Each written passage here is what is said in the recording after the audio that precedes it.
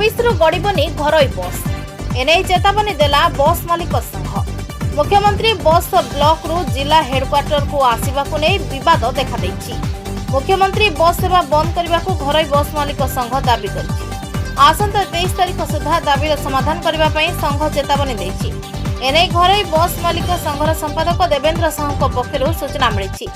आसंता 23 सुधा दाबीर समाधान करने चेतावनी देछंती मालिक संघ। एने सूचना देछंती घरोई बस मालिक संघर संपादक देवेंद्र साहू। समाधान नहेले 24 रु कटक रे समस्त घरोई बस बंद रहिबो। कटक को बाहर कोनोसी बस आसीबा को दिया जिवो नाही। एने मुख्यमंत्री को दाबी पत्र मध्य देबे घरोई बस मालिक संघ। मुख्यमंत्री न सुनिले 24 परे सारा राज्य रे बस सेवा बंद रहिबो मालिक संघर संपादक कहिसेन। Bureau report JMD news. जानिछंती हमर आगुरु निष्पत्ति इतला लक्ष्मी बस केवल चलिबो पंचायत रु ब्लॉक एवं सही अनुसार 3 वर्ष ला चालुछि। कोट अधिका डेविएशन हेइनी किंतु हुदस्त जगतसिंहपुर आगे जिला आरंभ कला जे ब्लॉक को आसीबार ब्लॉक रु आसिला जिला तापर केन्द्रापड़ा तापर कटक रे आरंभ कला आमे प्रतिवाद कलु एवं यही प्रतिवाद बर्तमान एते जोर हला समस्ते बंद कर साइलेनी किंतु एपर्यंत सुधा जगतसिंहपुर बंद करिनी। जगतसिंहपुर जेहेतु बंद करिनी आम समस्ते आज निष्पत्ति ग्रहण कलु जदि ये 2-3 दिन भीतर को निष्पत्ति न करती 24 तारिख 23 तारिख हूँ लास्ट डेट शुक्रवार 24 तारिख सारा ओडिशा एपटे जिते बस चलुची कटक बस स्टाण्ड ब्लॉक रहिबो। कटक को कौन बस आसबनी ओडिशा पूरा बंद रहिबो एवं सेठी प्रतिवाद करिवो। तापर जदि नहला सारा ओडिशा बस धर्मघट हबो।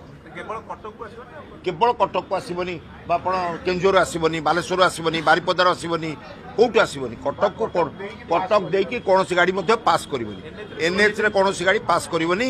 24 तारिख टू 23 तारिख शुक्रवार लास्ट डेट ताकू देइछु। 23 तारिख भितर ये समाधान नहला 24 तारिख कौन बस कटक आसबनी कि बाईपास देकी गाड़ी पास करबो ना।